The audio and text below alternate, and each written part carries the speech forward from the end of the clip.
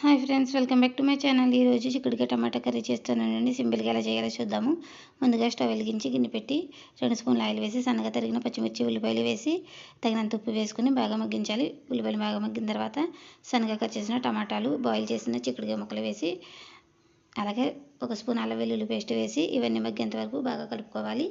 ఇవన్నీ మగ్గిన తర్వాత 1 స్పూను కారం వేసుకోవాలి. అలాగే కొద్దిగా పసుపు వేసుకోవాలి.